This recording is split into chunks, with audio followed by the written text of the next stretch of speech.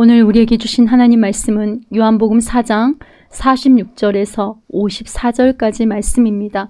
우리 살아계신 하나님의 말씀 한 목소리로 합독하도록 하겠습니다. 예수께서 갈릴리 가나에 이르시니 전에 불로 포도주를 만드신 곳이라. 왕의 신하가 있어 그의 아들이 가버나움에서 병들었더니 그가 예수께서 유대로부터 갈릴리로 오셨다는 것을 듣고 가서 청하되 내려오셔서 내 아들의 병을 고쳐주소서 하니 그가 거의 죽게 되었습니다. 예수께서 이르시되 너희는 표적과 기사를 보지 못하면 도무지 믿지 아니하리라. 신하가 이르되 주여 내 아이가 죽기 전에 내려오소서. 예수께서 이르시되 가라 내 아들이 살아있다 하시니 그 사람이 예수께서 하신 말씀을 믿고 가더니 내려가는 길에서 그 종들이 오다가 만나서 아이가 살아있다 하거늘 그 낫기 시작한 때를 물은즉 어제 7시에 열기가 떨어졌나이다 하는지라. 그의 아버지가 예수께서 내 아들이 살아있다 말씀하신 그때인 줄 알고 자기와 그 온 집안이 다 믿으니라. 이것은 예수께서 유대에서 갈릴리로 오신 후에 행하신 두 번째 표적이니라. 아멘. 지난주는 우리가 요한복음에 나오는 첫 번째 표적 가나의 혼인잔치를 우리가 함께 살폈고요. 오늘 말씀은요. 왕의 신하를 고친 표적입니다. 표적 사건인데 자 오늘 본문 요한복음 4장 43절에 보면은요. 이틀이 지남에 예수님이 거기를 떠나서 여기서 거기는 바로 앞에 나온 사마리아 지역이에요. 그러니까 사마리아에서 참 신랑이 없어 스스로 자신을 해가려는 그 물동이를 들고 살던 여인이 참 신랑이고 참 우물인 예수님의 은혜를 직접 삶으로 맛보고 동네 사람들 나를 속속들이 다 아는 이분이 메시아가 아니겠느냐 이렇게 전합니다. 요한복음 4장 41절에서 42절 말씀을 보세요. 예수의 말씀으로 말미암아 이 사마리아 여인이 전하는 말이 아니라 우리가 친히 듣고 세상의 구주임을 알리라. 여러분 우리가 친히 듣고 안다. 이때 암은요 단순히 아는 지식을 나타내는 것이 아니라 밀접한 관계, 실제 경험과 사귐을 통해 안다라는 의미입니다. 이 사마리아 사람들이 오히려 우리가 예수가 메시아임을 믿는 것은 이 여인의 말 때문이 아니라 우리가 직접 들은 예수님의 말씀으로 말미암아 믿게 되었다고, 즉 예수님의 말씀으로 예수를 구주로 영접하는 역사가 여러분 일어납니다. 대다수 유대인들은요 눈에 보이는 예수의 표적을 보고도 믿지 않았으나 사마리아 사람들은요 눈에 보이는 표적이 없어도 예수의 말씀만 듣고도 믿음을 소유하게 된 겁니다. 참 믿음은 여러분 눈에 보이고 이렇게 손에 잡히는 것을 통해서가 아니라 그리스도의 말씀을 들을 때 우리 속에 역사하시는 하나님의 살아있는 능력입니다. 로마서 10장 17절 말씀 우리 함께 한 목소리 합독할까요?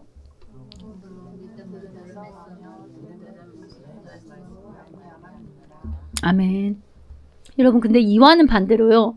요한복음 이제 4장 45절을 보면은 갈릴리인들이 예수님을 영접했다고 해요. 그런데 이 구절 앞뒤를 한번 보세요. 44절에 뭐라고 뜬금없이 이런 말씀을 하시냐면 선지자가 고향에서는 높임을 즉 가치와 존경을 받지 못한다 이렇게 하시고 45절 하반절을 보면 뭐라고 그래요? 이 갈릴리 사람들이 명절에 예루살렘에 갔다가 예수님이 하신 일을 보았다라고 나오죠. 그러니까 갈릴리 사람들의 지금 영접은 그들이 6월절 기간 동안에 예루살렘에서 예수님이 행한 그 사건을 보고 나도 저 해결사 예수를 통해서 내 욕망을 이루어볼까? 지금 내가 눈에 당장 이런 것을 보기 원하는데 한번 얻어볼까? 바로 이런 계산된 마음에서 거짓 영접이지 바로 전에 사마리아 사람들처럼 그리스도의 말씀을 직접 듣고 예수님이 구원을 위해서 오신 구주이심을 모르는 거예요. 그러니까 사마리아인들의 영접과 지금 갈릴리인들의 영접이 다름을 성경은 지금 일부러 우리에게 보여주시는 거예요. 존경받지 못하고 환영받지 못한 갈릴리를 향해 또 가시는 주님. 갈릴리 그 중에서도 가장 가난한 외진 시골 마을 나사렛 출신, 그것도 목수의 아들. 이런 꼬리표가 달릴 것을 뻔히 아시면서도 또 걸음을 그쪽으로 향하십니다. 예수님이 누구신지 그 자체를 모르기에 그들이 자신의 필요를 위해서 예수님을 이용할 것을 뻔히 알아요. 그리고 가봤자 사람들에게 환영도 못 받고 존경도 못 받고 그럴 줄 뻔히 아시면서 오늘도 갈릴리를 향하시는 예수님의 이 걸음에 제자들 역시 주님의 등을 보고 따라오고 있습니다. 예수님의 관심은요, 여러분, 사람들의 어떤 환호나 명예나 존경이나 이런 게 아니에요. 생명을 되찾아야 할 영혼들을 향하신 하나님의 뜻에 있고 제자들에게 그리스도이심을 믿게 하려 함이고 예수님께서 나를 따르라. 내가 너희를 사람을 낚는 어부가 되게 하리라. 이 말씀이 친히 무슨 의미이고 어떤 길인지 제자들에게 친히 삶으로 가르치시기 지금 위함입니다, 여러분. 반기지 않고요. 인정받지 못함을 아시고도 갈릴리로 가는 예수님의 지금 이 모습은요. 나중에 제자들이 성령을 체험하고 핍박과 죽음이 있는 곳을 향해 나아가는 복음의 여정에 그대로 예수님께 배운 대로 여러분 재현됩니다.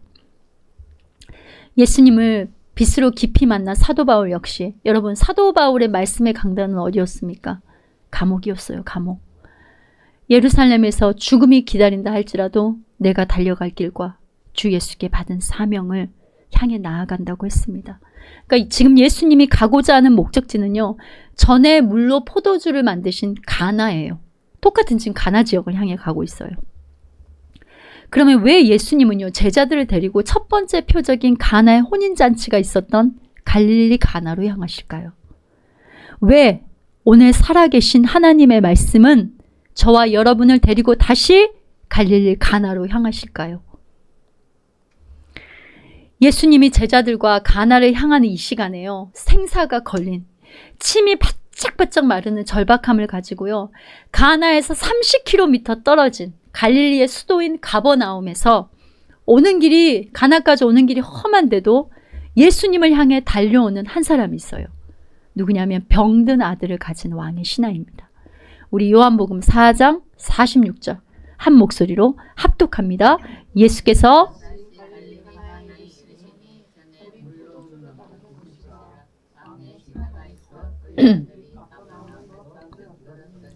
여러분 그 당시 이 왕은 누구를 말하냐면 갈릴리 지방을 맡아 다스리던 분봉왕 헤롯 안티파스. 아주 악한 왕이죠. 왕의 신하는 왕족이나 왕에게 속한 자를 말해요. 그리고 헤롯의 군인이나 즉 관리인 거죠. 그러니까 갈릴리의 수도인 그 가버나움에서 각종 업무를 맡아보던 관리 중에 한 사람이에요, 여러분. 그런데 이 왕족의 아들이요. 병들었더니 그랬죠, 여러분. 여기서 병들었더니 이 뜻은 언어로 보면 약하다, 힘이 없다. 그러니까 무슨 말이냐면 이 왕의 신하의 아들이 오랫동안 시름시름 앓고 있었다는 뜻이에요. 여러분 오랫동안 병석에 누워서 시름시름 앓고 있었다는 거예요. 어느 날 갑자기 아파가지고 지금 막 병이 난 게 아니라. 요한복음 4장 47절에 보세요. 이 왕의 신하가 이래요. 예수님께서 청하되 내려오셔서, 그러니까 가나가 위지역이고 가버나움이 밑에 지역이거든요. 그러니까 지리상, 그러니까 내려오셔서 내 아들의 병을 고쳐주소서. 거의 죽게 되었습니다. 그러니까 거의 죽어간다 이 말이에요.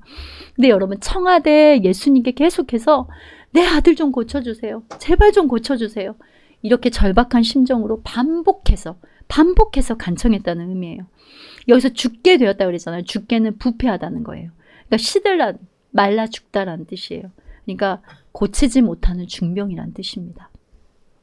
여러분 왕의 신하 귀족이니 얼마나 많은 명의들을 데려다가 진료를 받았겠어요. 그리고 그 당시 몸에 좋다는 약은 또 얼마나 먹었겠습니까? 자신이 아무리 왕의 총망을 받는 신하여도요. 권력을 가지고 시대를 호령하는 위치에 있다 해도 꺼져가는 아들의 생명 앞에는 아무것도 할 수 없는 무능한 너무 괴로운 아버지예요, 여러분. 많은 신하들을 거느리고 왕에게 인정받는 많은 업무를 완벽히 수행하고 집에 들어오면은요. 병석에 겨우 숨만 붙어가지고 시체처럼 누워있는 아들을 볼 때마다 여러분 영원히 헤어져 나오지 못하는 그 절망의 지옥을 날마다 이 아버지는 경험을 해요. 그리고 잠을 잘 때도 엎치락 뒤치락 잠을 자지 못합니다. 그러니까 이런 고통스러운 심정을 가진 아버지예요. 그런데 어느 날 예수라는 어떤 선생이 있는데 혼인잔치 집에서 물을 포도주로 바뀌었대. 병자들도 그렇게 많이 고친대. 이런 소문이 퍼지고 퍼져서 이 왕의 신하의 귀에까지 들어온 거예요. 그러니까 어때요? 일단 가보자. 뭐 체면이고 자존심이고 뭐 이론이고 이런 거 다 중요한 게 아니에요.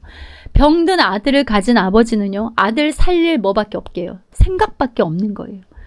왕의 신하는 예수님이 누구인지 잘 몰라요. 지금 예수님을 향한 믿음이 있어서 예수님께 달려가는 게 아닙니다. 지금 갈릴리 사람들의 어떤 계산된 영저처럼요, 자신들의 문제를 해결하기 위한, 그러니까 자신의 어떤 문제를 해결하기 위한 남은 지푸라기 같은 어떤 기적을 바라면서 오고 있는 거예요. 그래서 이 본문을 왕의 신하 같은 믿음을 가지자. 아들이 살아난 것은 왕의 신하의 믿음에 있다라는 관점으로 해석을 해버리면 예수님을 통한 크고 세밀하신 구속의 메시지를 놓치게 됩니다. 그러니까 가라, 내 아들이 살아있다. 그러니까 그냥 왕의 신하가 아무 말도 안 하고 가거든요. 그러니까 이런 그냥 듣고만 가도 된다. 근데 그게 아니에요. 더 깊이 보면은, 자, 왕의 신하가요, 예수님 앞에 가서는요, 요한복음 49절 말씀에는 뭐라고 나오냐면 주여 이렇게 부릅니다. 그런데 다른 번역본에는 뭐라고 나오냐면 선생님 이렇게 나와요. 그러니까 여러분 이런 느낌이에요. 저기요 선생님, 아시겠어요? 내 아들이 죽기 전에 내가 사는 가버나움으로 좀 내려오셔가지고 내 아들 좀 직접 보시고요, 좀 안수하셔서 좀 고쳐주세요. 저랑 같이 가요. 이런 이제 간절한 청을 한 거죠. 그러면 이제 예수님이 이렇게 할 거라고 생각하지 않았을까요? 아이고 얼마나 절박했냐. 여기까지 오는데 얼마나 힘들었어. 잘 왔다. 내가 너랑 같이 가서 고쳐주마. 여러분 내심 이런 거 기대하지 않았겠어요? 여러분이라면 그러지 않겠어요? 막 내 자녀가 거의 사경을 헤매는데 막 살겠다고 막 예수님께 달려가는데, 여러분이 지금 이 자리에 있다고 생각을 해봐요. 그런데 아이고 그래 그렇게 간절한 그런 소원이 있었니? 이런 것도 아니고 받아주는 게 아니라 아주 마치 냉혈하게 아무 감정이 있는, 가라, 네 아들 살아있다. 여러분 그러면 이 예수님의 대답은 너무 차갑고 마치 감정이 없는 것 같잖아요.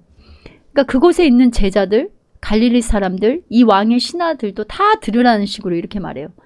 예수님이 하여간 너희들은 말이야, 표적과 기이한 사건을 보아야 믿지, 안 그러면 믿지 않는다. 오히려 동문서답 하듯이 이렇게 말을 하세요. 그리고 나서 툭 그냥 이렇게 던져요. 가라, 내 아들이 살아있다. 그러니까 왕의 신하가 이 순간 느낀 것이 여러분 뭐겠어요? 참 인정머리도 없는 양반이구만. 그죠? 여러분 안 그러겠어요? 엄청 자존심도 상하고 아마 민망하고 그랬을 거예요. 그런데 이 왕의 신하가 그 말을 듣고 그냥 토를 달지 않고 그냥 갑니다. 이 왕의 신하가 여러분 믿음이 있어서 100% 믿어져서 갔을까요? 그래, 물로 포도주도 만들고 병자들도 고쳤다고 들었으니까 그래 한번 가보자. 그냥 반신반의하는 그 마음의 상태로 갔다는 게 바로 뒤에 나와요. 자, 요한복음 4장 51절에서 52절 말씀 우리 표준세 번역으로 함께 합독합니다. 함께. 그가 내려가는 도중에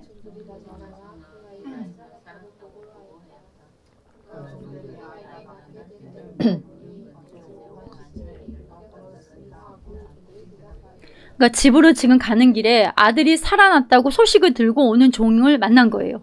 그런데 이제 이 왕의 신하가 물어봐요. 자기 아이가 언제 낳았는지. 그 아이가 언제 낳았냐.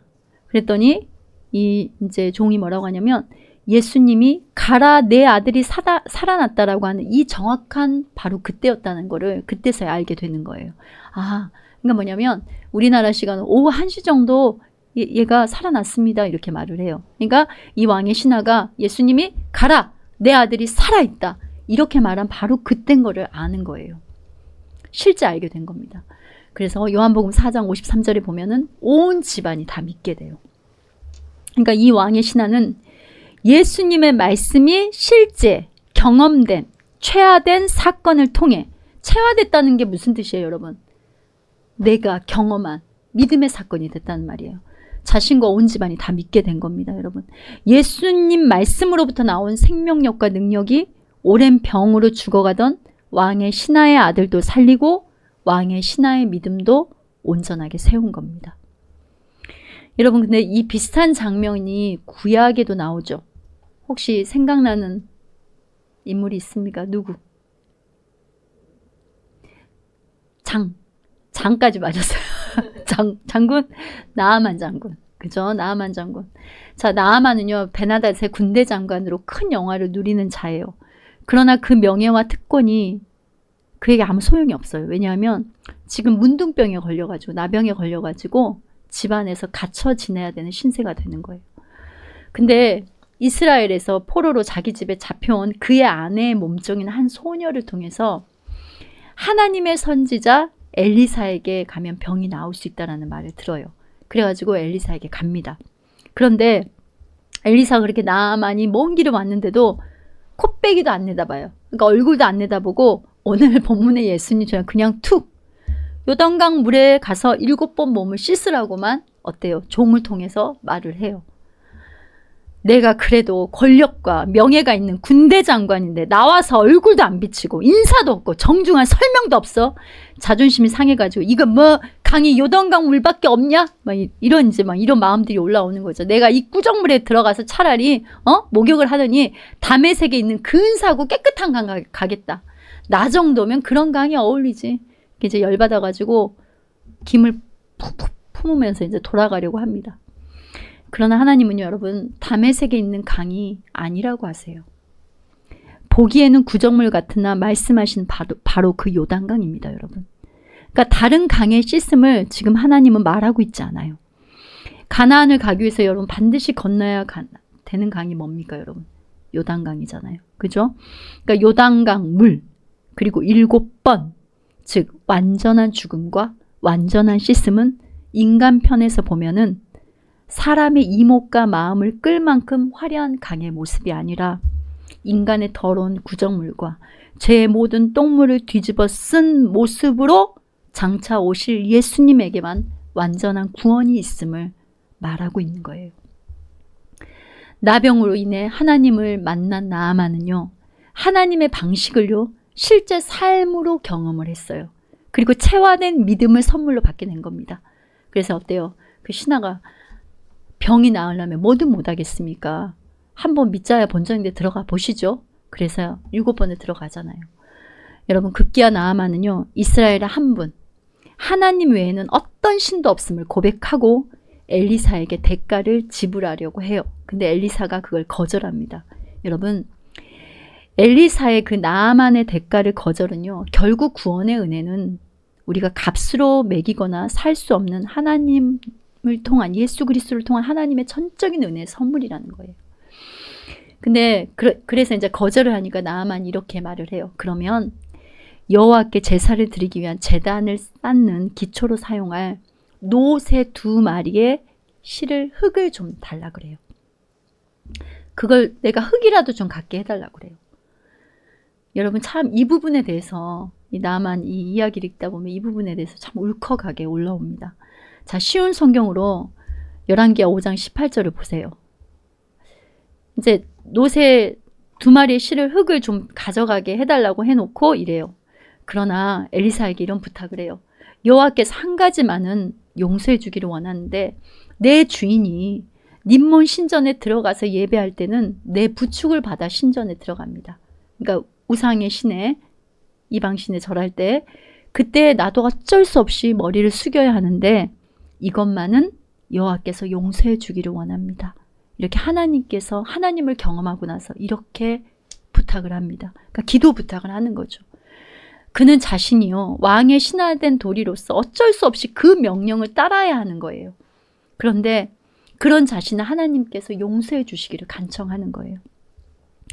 나아만은 흙 한 줌에 자신이 만난 하나님의 은혜를 담습니다. 그러니까 흙 한 줌, 이거에라도 담아서 남은 그의 여생을 비록 우상의 땅이지만은 아람 땅에서 제단을 쌓기를 바라는 거예요. 그러니까 예배를 드리기를 원하는 겁니다. 매일 그 흙을 볼 때마다 그 은혜를 기억하며 자기가 씻음받고 고침받은 은혜를 기억하며 남몰래 하나님을 예배합니다. 우상 앞에서 자신도 어쩔 수 없이 절하고 또 남들도 절하게 하는 그 연약함을 가져온 흙으로 쌓은 그 제단 앞에 날마다 남모르게 토합니다. 그러니까 면목 없는 죄인임을 날마다 고백하면서 아람 땅에서 나그네로 여러분 삽니다. 여러분, 예수 은혜를 아는 자는요, 이런 모습이 될 수밖에 없습니다. 오늘 본문의 왕의 신하 역시요, 내 힘으로 안 되는 도저히 해결할 수 없는 삶의 낭떠러지 앞에서 내 아들 병을 고칠 수 있는 선생 정도로 막연하게 찾아간 예수님. 그러나 아들을 살리려는 절박한 자신의 심정과 다른 냉랭한 명령. 가라, 너 아들이 살아있다. 그러니까 평소 때 왕의 명령을 잘 따르던 그냥 신하적 태도로 믿고 간 거예요. 그러기에 왕의 신하의 아들의 병이 나은 것은 이 아버지의 믿음이 아니라요, 하나님의 말씀으로 고쳐짐에 초점이 있는 거예요. 그러니까 살아계신 말씀을 실제 삶으로 체험함을 통해서 이 아버지에게 믿음이 불어넣어진 겁니다. 그러니까 왕의 신하가 여러분 원하는 대로 자신과 같이 가서 예수님이 고쳐줄 수도 있었어요. 그렇죠? 만약에 고쳐주었다면 이 왕의 신하는 당장 문제는 해결받았겠죠. 그러나 예수님이 누구신지, 그리스도의 말씀 자체가 왜 능력인지 절대 깨닫지 못하는 겁니다. 그냥 예수님을 풍문과 소문의 예수님으로만 알지 자신에게 직접 체화된, 그러니까 자신이 만난 예수님은 될 수 없는 겁니다. 갈릴리 사람들이 자신들의 계산을 깔고 영접하는 것은 참 영접이 아니구나. 그러니까 참 영접은 그리스도의 말씀 그 자체를 믿는 거구나. 그리스도의 말씀이 이끄는 바로 그 믿음이 믿음이구나. 지금 함께한 제자들도 이것을 동시에 체화된 믿음으로 알게 된 거예요. 그 현장에서 예수님과 함께. 그래서 누가복음 24장에 보면요, 여러분, 엠마오로 향하던 그 두 제자에게 예수님이 나타나시잖아요. 또 다른 제자는 숨어 있고. 근데 이제 예수님 만나고 다시 예루살렘을 향해서 이제 가서 이제 옹기종기 모여 앉아서 이렇게 제자들이 길에서 예수님을 만난 사건을 막 모여서 이야기를 해요. 근데 그때 갑자기 예수님이 나타나십니다. 그런데 제자들이 유령인 줄 알아요. 그래서 이렇게 하죠. 너희는 나를 유령 보듯 하냐? 이렇게 해놓고, 너희는 왜 그렇게 어찌 의심하고 두려워하느냐? 내 손과 발을 보아라. 바로 나다. 이렇게 해요. 그러니까 나를 만져봐봐. 유령은 살과 뼈가 없지만 나는 살과 뼈가 지금 있지 않느냐. 그러니까 이 말씀을 하시고 손과 발을 보이시는데, 그래도 아직도 제자들이 어때요? 어안이 벙벙 해가지고 멍 때리고 믿지를 못하니까, 야, 먹을 거 있으면 좀 갖고 와봐. 이렇게 하시면서 제자들 앞에 구운 생선 한 토막을 직접 실제 드셔요. 예수님이 지금 뭐 제자들 앞에서 젓는 깜짝쇼 하려고 그러시는 거예요? 예수님은 성육신하시고 또 부활하신 분임을 제자들에게 지금 실제 경험하는 체화된 믿음을 주시기 위해서 이렇게 하신 겁니다. 이런 체화된 믿음을 예수님이 친히 심어주셨기에요. 승천하시기 전에 예수님이 이랬죠. 약속한 보혜사를 기다려라 했잖아요. 내가 세상 끝날까지 너희와 함께 한다. 근데 제자들이요, 이 말씀을 믿고 가는 기쁨이 회복이 됐다고 나와요. 기쁨이 회복이 됩니다. 자, 누가복음 24장 51절에서 53절 한 목소리로 합독합니다. 예수께서는 그들에게 축복하시면서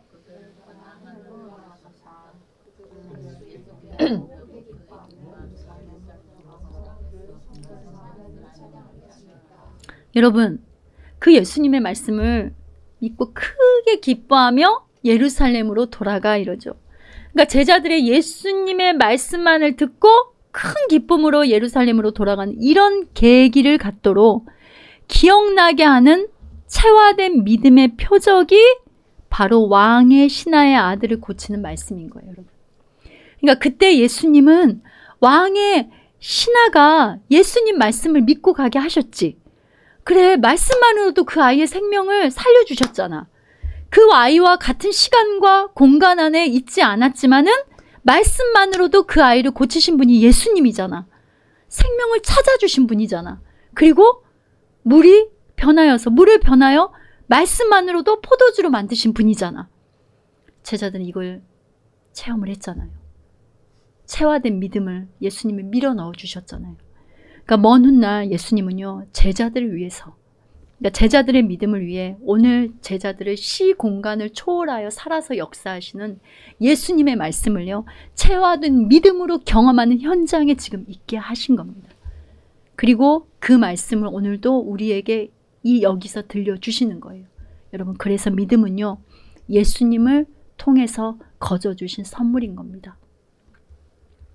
그러면 여러분, 오늘 본문을 통해 우리가 크게 깨달아야 하는 이 시간 살아계신 하나님의 음성은 무엇일까요? 첫 번째는요, 첫 번째 표적인 가나의 혼인잔치에서 물로 포도주를 만드신 것은 여러분, 그리스도의 죽음을 의미합니다. 그러니까 그리스도의 죽음을 통해 우리가 구원의 참맛을 얻을 것을 나타내신 거였고요. 그리고 역시 동일한 장소죠. 그 가나의 혼인잔치가 있었던 가나에, 지금 가나에서 왕의 신하의 아들을 살린 것은요, 그리스도의 부활을 드러내는 거예요. 그러니까 그리스도의 죽음과, 첫 번째 표적은 그리스도의 죽음, 그리고 두 번째 왕의 신하를 살린 건 그리스도의 부활을 나타내는 거예요. 가라, 아들이 살았다. 이 예수님의 말씀에서 우리는 두 가지 의미를 깨달아야 되는데요. 먼저는요, 아들이 살았다 그랬잖아요. 그러니까 하나님의 아들로 이 땅에 오신 예수님의 부활이라는 이 메시지를 볼 수 있어야 하고요. 먼저는. 다음으로는 왕의 신하의 아들이 우리예요, 여러분. 내려오셔서 내 아들을 살려주소서. 이 왕의 신하가 간절히 청한 이 말을 통해 예수님이 어떻게 우리를 살려냈는지 하나님 지금 드러내시는 거예요. 하나님의 본체이시면서도 인간의 몸을 입고, 그죠? 그분은 하늘 보좌에서 내려오셔서 한없이 내려가시고 죽음의 자리까지 내려가셨어요. 그리고 우리를 생명의 자리로 끌어올린 구세주입니다. 죄의 불치병으로 앓고 시름시름 앓고 죽은 거나 우리는 다름없어요. 그냥 죽었었어. 그리고 어떤 것으로 살 가망이 없어요. 생명력을 회복할 수 없는 불능의 상태. 그게 바로 우리들이었단 말이에요. 이런 죄인들을 살리고자 하늘 보좌를 다 내팽개쳐버리고 죄인들 가운데 뛰어 들어오신 분이 여러분, 예수님이에요. 그러니까 이 왕의 신하가 아들을 살리고자 하는 그 열망으로 막 뛰어왔었잖아요. 우리는 그러니까 이 어떤 겉으로 드러내는 이 등장인물들을 보는 게 아니라 그 안에서 하나님은 어떻게 구원의 메시지, 우리 향한 마음을, 그 사랑을 어떻게 넣어놨는지 여러분, 우리는 그걸 볼 수 있어야 돼요. 그러니까 창세전 언약 안에 양자 삼아주셔서 우리가 아들이 된 우리들을 다시 아들로 살려내시고자 하늘 아버지의 심정으로 막 뛰어 들어오신 겁니다. 누구 때문에? 이 나라는 죄인을 살리려고. 그래서 여러분, 간절히 청하고 살려달라고, 또 살려달라고 낮아지심이 뭐였어요, 여러분? 바로 십자가였잖아요. 여러분, 두 번째는요, 예수님이 주시는 믿음은 여러분, 지식과 이론이 아니라 삶 가운데 실제 경험케 하시는 체화시키는 기쁨이에요. 우리 힘으로 안 되는 모든 인생의 문제가 우리에게 밀려올 때 여러분, 오히려 이 고난은요, 예수님이 실제 우리에게 삶으로 그분과의 인격적인 만남을 통해 체화된 실제 믿음을 어때요? 우리에게 딱 심어주는 시간인 겁니다, 여러분. 이거를 여러분 깨달으셔야 돼요. 우리 삶에 꼭 눈에 보이고요, 손에 잡히는 것이 아니라 말씀을 살아계신 음성으로 믿는 그 순종 자체가요, 우리 삶에 체화된 믿음이 된다는 의미예요. 오늘 본문에서 우리가 지금 계속 살펴봤잖아요. 말씀은 여러분 활자가 아니에요. 지식도 아닙니다. 말씀이 일하는 믿음, 말씀이 향하는 믿음, 우리에게 실제 삶의 생명의 기쁨을 주시는 전능하신 하나님을 깨닫게 하는 살아있는 실제 오늘을 사는 우리에게 체화시키는 바로 믿음인 거예요, 여러분. 요한복음 1장 14절 말씀, 우리 한 목소리를 합독할까요? 말씀이 육신이 되어 우리 가운데 거하심에 우리가 그의 영광을 보니 아버지 독생자의 영광이요 은혜와 진리가 충만하더라. 여러분, 우리가 그의 영광을 실제 본이죠. 실제 하나님은 영이신데 우리가 볼 수 있게 오신 분이 누굽니까? 예수님이잖아요, 여러분. 실제 우리에게 체화시키셨어요, 그분의 영광을. 자, 히브리서 4장 12절 말씀 뭐라고 나옵니까? 하나님의 말씀은 살아있고 활력이 있어. 여러분, 지금도 실제 살아서 운행하시고 역사하시며 체화된 믿음으로 우리에게 말씀에서 오는 믿음, 즉 기쁨과 생명을 계속해서 창조하신 하나님이심을 우리가 이 시간 깨달으라고 하는 거예요, 여러분. 우리가 실제 삶에서는요, 하나님을 죽은 하나님으로 다 만들어버려요. 그냥 죽은 하나님으로. 그러니까 하나님 말씀을 그냥 지식 나부랭이적인 활자 정도로 그냥 여기는 거예요. 그냥. 그러니까 체화된 믿음, 실제 삶에서 예수 생명이 주는 기쁨이 없는 거예요. 그냥 말씀을 그저 많이 읽고 듣고 지식을 쌓는다고 믿음이 생기는 게 여러분 아니잖아요. 가라, 기다려라, 아주 짧고 단순한 이 한 구절의 말씀을 믿고 가라 하면 가고 기다려라 하면 기다리는 체화된 순종을 통해서 실제 자라나는 겁니다. 여러분. 당장 갈 방법도 없어요. 마음의 상태도 되지 않아요. 갈 힘조차 없어요. 내려놓고 포기해야 될 것들도 많고 자존심도 올라와요. 근데 가라 하면 가보는 거예요. 기다릴 건덕지도 안 보여요. 조짐도 손에 하나도 잡히지 않아요. 그래도 기다려라. 그럼 이 말씀 자체를 여러분 믿는 거예요. 여러분 이게 예수 믿는 겁니다. 예수 믿는다는 것은요. 예수님이 보내신 예수의 영, 성령께서 우리 가운데 거하시며 인도하심을 실제 인정하는 거예요. 가라, 기다려라. 이 선포되는 말씀의 길을 따라갈 때 오로지 우리는 눈에 보이는 것과 상관없이, 손에 잡히는 것과 상관없이 체화된 믿음, 그 기쁨이 임하는 겁니다. 그런데 우리는 자꾸 기쁨을 눈에 보이는 거, 그렇죠? 그리고 손에 잡히는 것에서 찾으려고 하니까 예수님을 거짓 영접하는 거예요. 그러다 보니 인간은 자꾸 복음을요, 어떤 자신의 지식과 이론과 정황에 따라서 복잡하게 만들어요. 막. 그리고 막 더 갖다 막 붙여요. 이 바벨탑을 쌓는 죄된 습관 속에 그냥 파묻혀 있는 거예요. 복음을 뻥튀기 하는, 뻥튀기 하는 장사 행위가 왜 그렇게 많아요? 복음은요, 그리스도의 살아계신 말씀, 거기서 나오는 예수 생명 외에는 보탤 것이 없어요, 여러분. 이것을 해야지, 저것을 해야지 구원받는다. 이것이 있어야 구원받은 증거다. 구원은 여기 있다, 저기 있다. 속지 마세요. 구원은 오직 예수 그리스도께만 있습니다. 삼위일자 하나님의 구속의 은혜는요, 성부 하나님이 작정하시고 계획하신 구원을요, 성자 하나님이 실제 완성하시고 어때요? 실행하셨어요. 그리고 성령 하나님이 우리에게 살아있는 생명력으로 지금 실제 적용하십니다. 성령님은 우리 안에 믿음을 발생시키심으로써 반드시 지금도 살아계신 말씀을 통한 체화된 믿음, 즉 그리스도를 따르는 성령의 인도하심이 나타날 수밖에 없는 거예요, 여러분. 아까 나아만 장군이 그랬었잖아요. 자기의 씻음과 자기의 고침을 받고 어때요?